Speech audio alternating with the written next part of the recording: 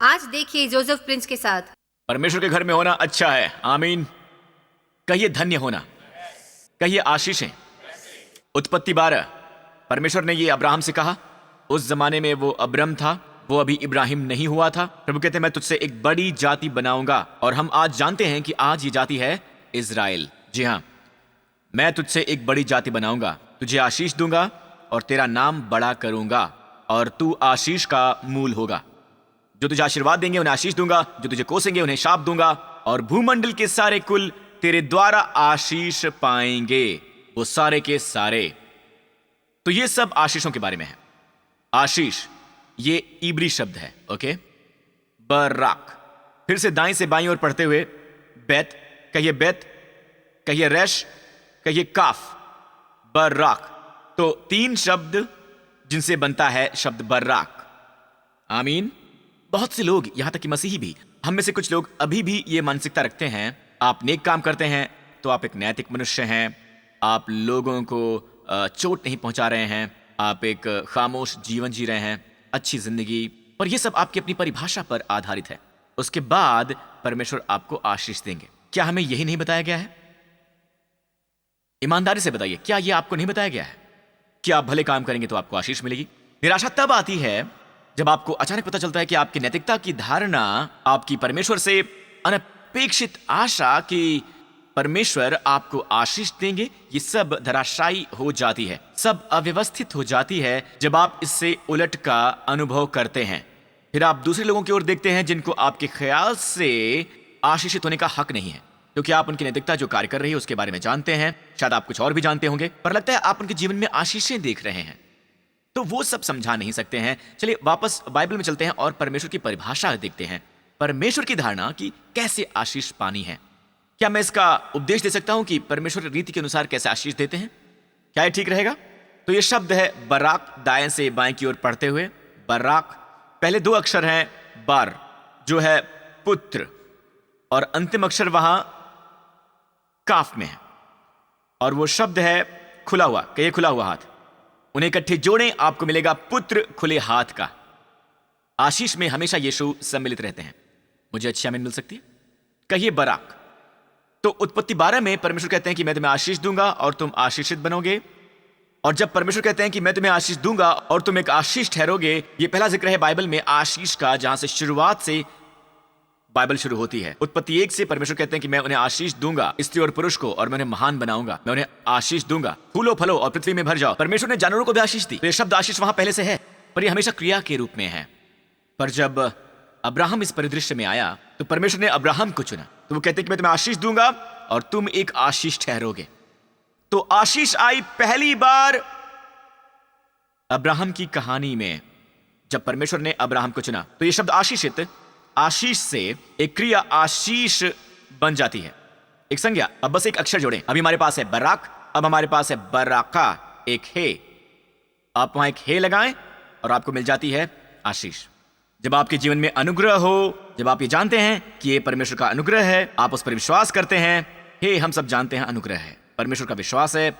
चित्र है एक खिड़की का, और यहां चित्र है पुत्र का। उसका हाथ हमेशा अनुग्रह का हाथ होता है, ये कभी भी दंड देने वाला हाथ नहीं होता।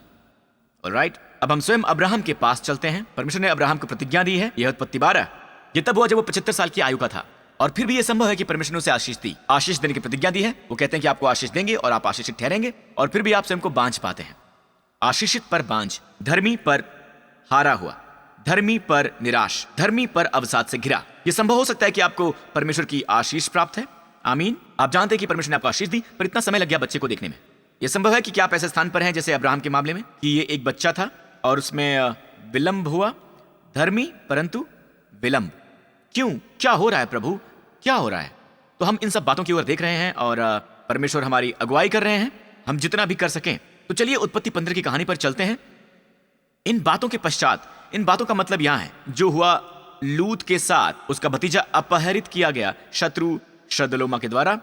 जब अब्राहम ने अपने भतीजे के अपहरण के बारे में सुना, अब्राहम ने अपने घर के कुछ सेवकों को अस्त्र शस्त्र दिए, आमीन, उन आदमियों को, और उनके पीछे गया और उन सबको हरा दिया, और पूरी लूट के साथ लूत को वापस लेकर आया।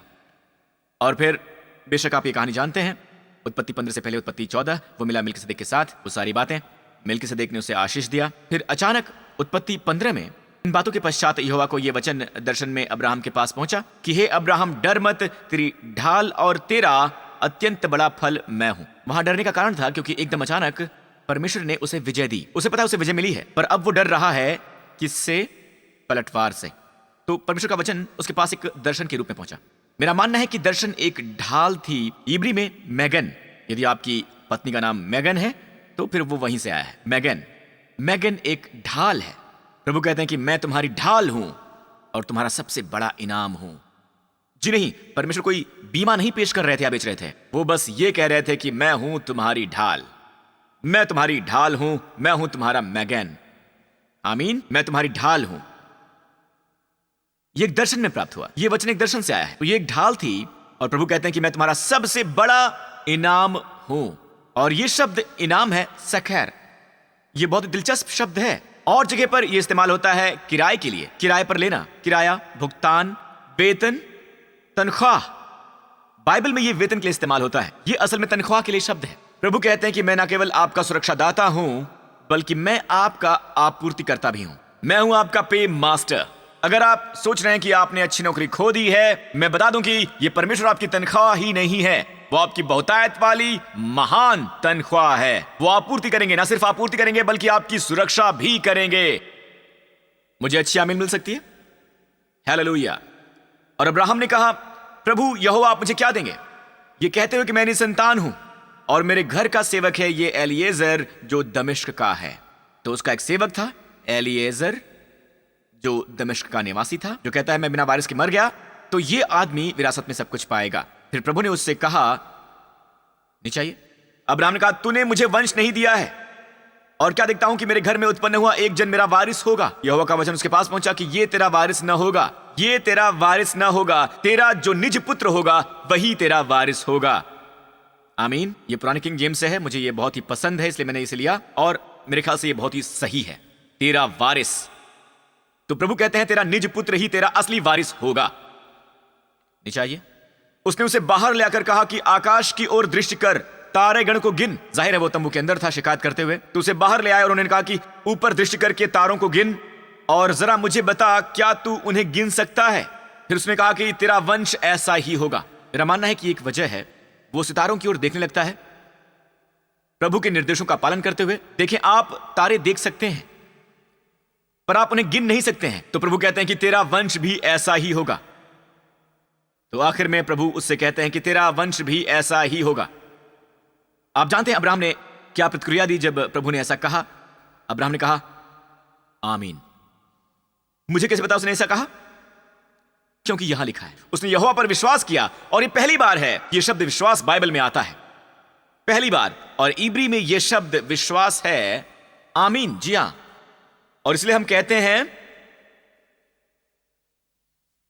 आमीन, मतलब विश्वास, यकीन, विश्वास। उसने प्रभु से कहा आमीन। सचमुच इब्री में यह है, उसने परमेश्वर को आमीन कहा। यहोवा कहते हैं ऐसे ही तेरा वंश होगा। उसने कहा आमीन और परमेश्वर ने उसके आमीन की गिनती की धार्मिकता में।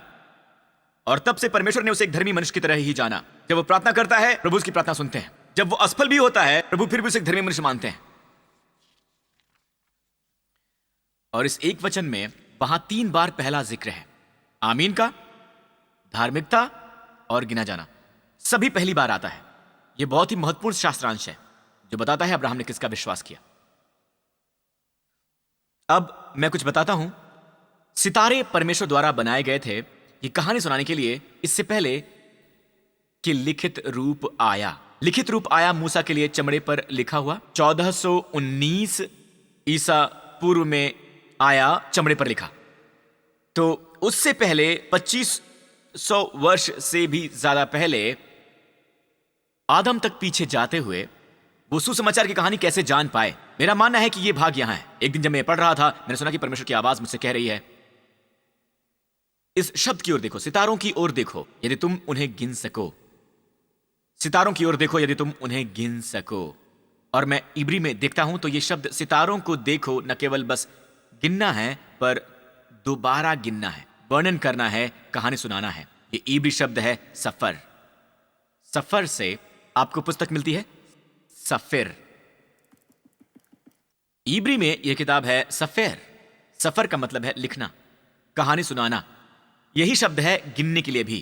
तो इस संदर्भ में आपको देखना होगा कि क्या यह देखना है या कहानी सुनाना है। मेरा मानना है कि यह यहां है कहानी सुनाना। सितारों की ओर देखिए, सितारों की कहानी सुनाइए।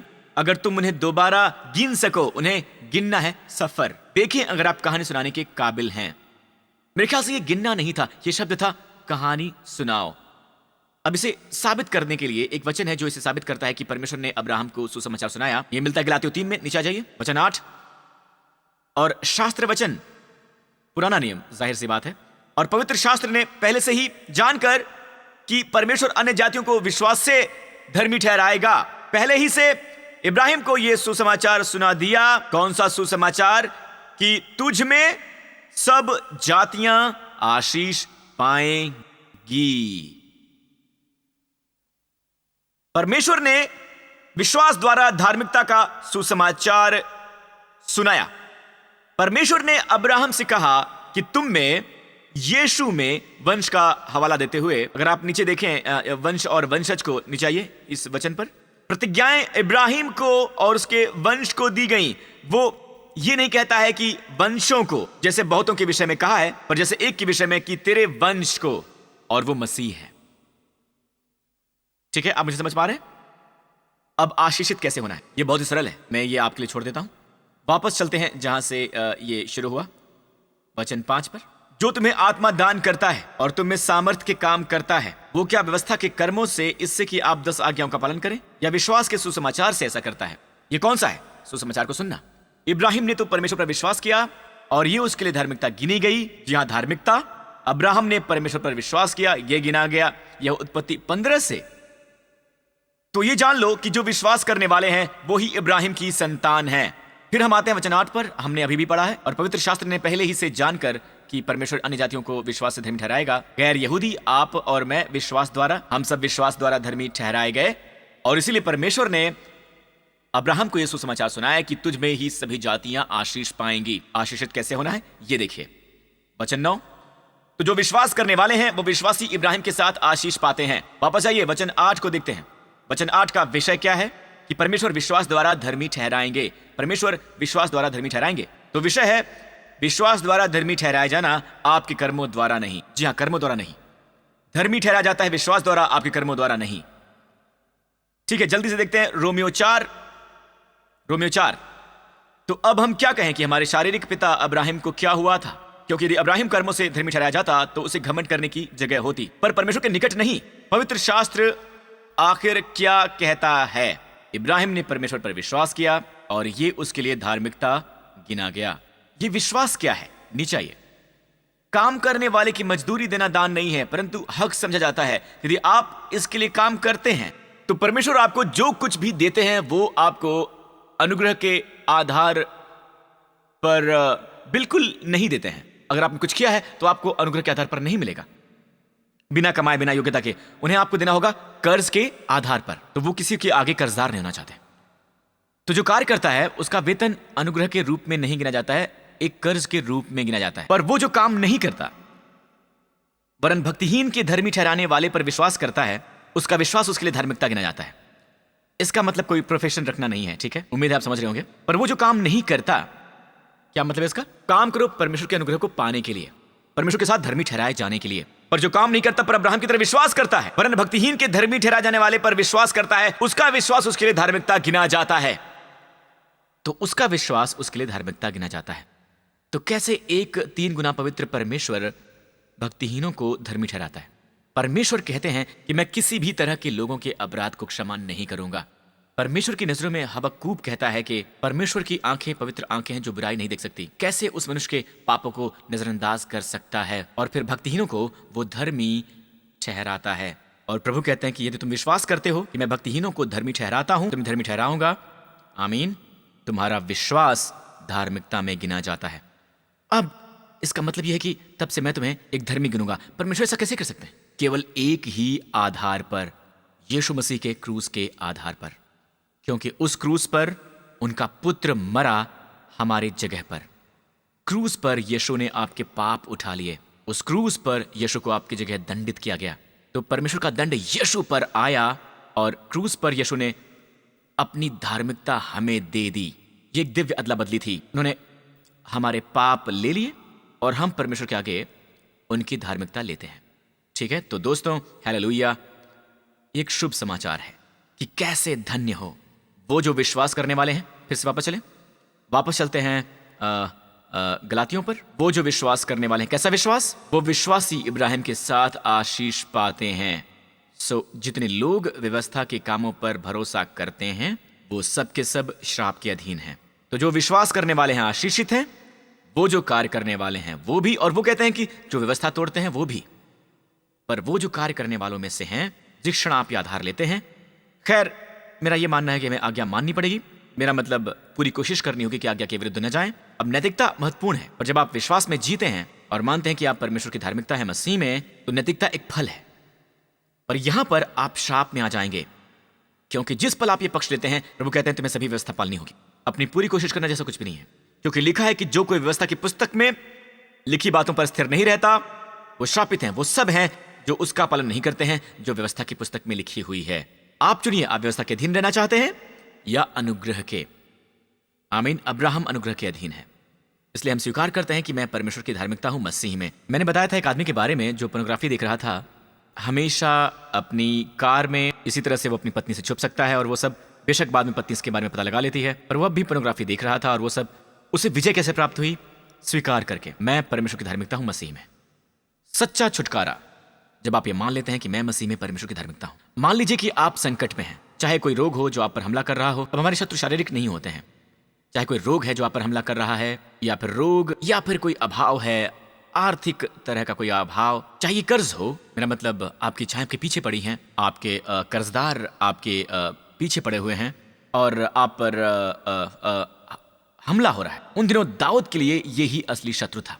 तो भजन संहिता 71 में यह कहता है, हे यहोवा, मैं तेरा शरणागत हूं, मेरी आशा कभी टूटने न पाए। मुझे छुड़ा और मेरा उद्धार कर, मेरी आशा कभी टूटने न पाए, मेरा उद्धार कर। और अब परमेश्वर उसे कैसे धार्मिकता में छुटकारा दिलाते हैं। वही भजन, नीचे आ जाइए। मैं अपने मुंह से तेरे धर्म का और तेरे किए उद्धार का वर्णन दिन भर करता रहूंगा। ये शब्द अपने मुंह से है सफेर। मैं अपने मुंह से तेरी धार्मिकता की कहानी सुनाऊंगा। मेरा मुंह वर्णन करेगा, तुम्हारी धार्मिकता को दोबारा गिनेगा। मनुष्य की धार्मिकता नहीं, आपकी धार्मिकता जो मनुष्य को प्राप्त होती है वरदान के रूप में। बाइबल कहती है कि आज धार्मिकता वरदान है जो ग्रहण किया जाता है। तो परमेश्वर ने मुझे ये दिखाया, मैं अपने मुंह से तेरे धर्म का और तेरे किए उद्धार का वर्णन दिन भर करता रहूंगा। और प्रभु कहते हैं कि और यही हो रहा है तुम्हारे लोगों को। पूरे दिन वो यही बात करते हैं कि मैं मसीह में परमेश्वर की धार्मिकता हूं, और वो आपके उद्धार की बात करते हैं। यहां ये क्या है? इब्री में उद्धार है, यीशु का नाम यीशुआ। क्या ये हमारी कहानी नहीं है? यदि ये नहीं है तो ये होनी चाहिए। सारा दिन यदि आप मुसीबत में हैं, किसी किस्म की मुसीबत, जैसा मैंने अभी भी कहा है, आप बचना चाहते हैं, आप चाहते हैं कि प्रभु आपको छुटकारा दिलाएं, तो आप पूरे दिन ये स्वीकार कीजिए, मैं मसीह में परमेश्वर की धार्मिकता हूं। आपका मुंह ये कहता रहे, आपका मुंह ये वर्णन करता रहे, आपका मुंह उनकी धार्मिकता के बारे में बताता रहे। आपका नहीं, बिल्कुल नहीं, आपकी धार्मिकता। मेरा मुंह तेरी धार्मिकता की बात करेगा और तुम्हारे उद्धार की दिन भर। मुझे उसकी सीमा पता नहीं है। मुझे NIV पसंद है। NIV में लिखा है कि मैं इसका वर्णन भी नहीं कर पा रहा हूं, शब्द भी इसका वर्णन नहीं कर सकते। ओके, पता है क्या होगा यदि आप अपने मुंह से परमेश्वर की धार्मिकता स्वीकार करेंगे? अपने मुंह से जब आप कहें कि मैं मसीह में परमेश्वर की धार्मिकता हूं, ये देखिए अगली बात जो होती है, मैं प्रभु यहोवा के पराक्रम के कामों का वर्णन करता हुआ जाऊंगा। आप शारीरिक रूप से शक्तिशाली होंगे, आप बहुत ही ज्यादा शक्तिशाली होंगे। एक वक्त जब मैं थका हुआ था, बोझिल महसूस करता था, और वो सब जानते हैं कुछ दिनों के लिए, और मैंने कहा कि ये तुम नहीं हो, तुम्हें बदलना होगा। मैंने कहा प्रभु मुझे शक्ति दीजिए। उन्होंने मुझे ये वचन दिया। ये परमेश्वर को ढूंढने का समय था, और वो कहते हैं अगर तुम मेरे बल पर चलना चाहते हो, बाय द वे बल यहां पर इब्री में बहुसंख्यक है, ये है महान बल। मैं उस बल में जाऊंगा। कितने प्रभु के बल में जाना चाहते हैं? तो खैर उनकी धार्मिकता का जिक्र कीजिए पूरे दिन, और उनके उद्धार का पूरे दिन, यीशु मसीह का, और आप प्रभु के बल में चलेंगे। और फिर से वो कहते हैं कि मैं तेरी धार्मिकता का वर्णन करूंगा, जैसे ये सिर्फ और सिर्फ तेरी है। जैसे वो कह रहे हो कि क्या तुम ही वो हो जो इस पर जोर दे रहा है? दाऊद ने बहुत अरसा पहले ऐसा किया। ये कितना प्रोत्साहन देने वाला। और पता है ये पूरा भजन कैसे खत्म होता है? और हम इसी से सर्विस खत्म करेंगे। सर्विस खत्म नहीं करेगा, मेरा उपदेश खत्म करेंगे। कितनी खुशी मिलती है जब ये सुनते हैं कि मैं खत्म कर रहा हूं। आप जानते हैं ये पूरा भजन कैसे खत्म होता है? इस तरह से। ये अंतिम वचन है, मेरा मुंह, चलिए सब साथ में कहिए, मेरे मुंह धर्म की चर्चा दिन रात करेंगे बिना रुके पूरे पूरे दिन। तुम्हारे शत्रुओं का क्या हुआ? तुम्हारी बीमारी का, तुम्हारे आर्थिक अभाव का क्या हुआ? तुम्हारे अवसाद का क्या हुआ? जो आपके विरुद्ध खड़े हुए थे उन सब को पराजित किया गया, उन्हें लज्जित किया गया, क्योंकि जो मेरी हानि के अभिलाषी थे उनकी आशा टूट गई और उनके मुंह काले हो गए। जब आप पूरे दिन ये स्वीकार करते हैं कि मैं मसीह में परमेश्वर की धार्मिकता हूं, ये स्वर्ग से आती हुई एक आवाज थी जो मुझे प्रोत्साहित कर रही थी। वो मनुष्य जो मेरे हृदय के करीब था, दाऊद, उसने मेरी धार्मिकता को पूरा किया है। जब आप ऐसा करते हैं आपके शत्रु पराजित हो जाते हैं। Hallelujah, hallelujah. आप कहिए, पास्टर मेरे लिए प्रार्थना कीजिए, मैं चाहता हूं कि यीशु मेरा निजी उद्धारकर्ता और प्रभु बने। मैं मसीह में परमेश्वर की धार्मिकता बनना चाहता हूं। बाइबल कहती है कि जो इस पर विश्वास करते हैं उन्हें आशीष मिलती है। अब्राहम पर विश्वास करके अब्राहम जीता रहा 175 वर्षों की आयु तक। बाइबल कहती है कि वो बहुत धनी था, मवेशियों में, सोने और चांदी में। बाइबल कहती है कि उसकी पत्नी की सुंदरता फिर से नई होगी जब वो 90 साल की थी, वो फिर से युवा होगी। यहां तक कि एक राजा भी, एक विजातीय राजा उसे अपने हरम में लाना चाहता था। और अंत में बाइबल में यह कथन लिखा है, यहोवा ने अब्राहम को सभी बातों में आशीष दी थी। सभी बातों में, जीवन के सभी क्षेत्रों में। बाइबल कहती है जो विश्वास करने वाले हैं वो आशीषित हैं। विश्वासियों, इसी समय आप स्वयं से पूछिए, क्या मैं इस विश्वास में जी रहा हूं? क्या मैं सक्रिय रूप से घोषणा कर रहा हूं कि मैं मसीह में परमेश्वर की धार्मिकता हूं? ये ऊंची आवाज में कहने की जरूरत नहीं है। असल में अंतिम वचन में लिखा है, मेरा मुंह ये कहेगा। ये शब्द है हग्गै, मेरा मुंह बोलेगा। अंतिम वचन में लिखा है, कहता है हग्गा बजाय सफर के। सफर शुरुआती भाग है, पर अंतिम वचन में असल में शब्द हग्गा इस्तेमाल किया गया है, जो है ध्यान लगाना, अपनी आवाज में धीरे धीरे बुदबुदाना कि आप मसीह में परमेश्वर की धार्मिकता है। आमीन। और वो जो यीशु को अपने उद्धारकर्ता और प्रभु के रूप में नहीं जानते, मैं इसी समय आपकी अगुवाई करना चाहता हूं कि यह स्वर्गीय पिता, मसीह मेरे पापों के लिए मरा और वो उनके बिना मुर्दों में से जी उठा। हालेलुया। कार्य पूरा हुआ, मेरे सारे के सारे पाप हटा लिए गए, मैं संपूर्णता से क्षमा किया गया। अपने सब पापों से क्षमा, अतीत, वर्तमान और भविष्य की, क्योंकि यीशु मसीह मेरा प्रभु है। धन्यवाद हे पिता, यीशु के नाम पर आमीन। अपने पांवों पर खड़े हो जाइए। प्रभु की स्तुति हो, प्रभु की स्तुति हो। मसीहियों, आपका कार्य बहुत ही सरल है। इस पूरे सप्ताह ये स्वीकार करें कि मैं मसीह में परमेश्वर की धार्मिकता हूं। आमीन। एक बार फिर से वो अंतिम वचन कहें, एक बार फिर से अंतिम वचन। ये शब्द बोलना असल में है यहां हैगा, अंतिम वचन हैगा। हैगा का मतलब है बुदबुदाना, बुदबुदाना धीमी आवाज में। तो बुदबुदाइए तब भी जब आप सार्वजनिक स्थल पर हों। जब आप निराश हो तो कहिए, मैं परमेश्वर की धार्मिकता हूं। आमीन। जब परीक्षा हो तो मैं परमेश्वर की धार्मिकता हूं। और जब भी आप असफल हों, जब आप पाप करें, मैं मसीह में परमेश्वर की धार्मिकता हूं। आपके शत्रु पराजित हो जाएंगे और आप प्रभु के बल पर आगे बढ़ेंगे। आमीन। चलिए अपने हाथ ऊपर उठाइए। परमेश्वर आपको और आपके परिवारों को आशीष दें। वो अपना मुखमंडल आप पर चमकाएं और आप पर और आपके परिजनों पर अनुग्रह करें। वो अपना मुखमंडल आप में से हर एक पर चमकाएं और आपको और आपके परिजनों को प्रदान करें अपना शालोम, अपनी शांति। आप सही समय पर सही जगह पर हों। परमेश्वर आपको सलामत रखें, सुरक्षित रखें, बनाए रखें सभी खतरों से, हानि से, बीमारी से, दुर्घटनाओं से। आपको हर एक बुराई से बचाएं प्रभु यीशु मसीह के नाम पर। और सभी लोगों ने कहा आमीन, आमीन। प्रभु आपको आशीष दें। अब आप जा सकते हैं।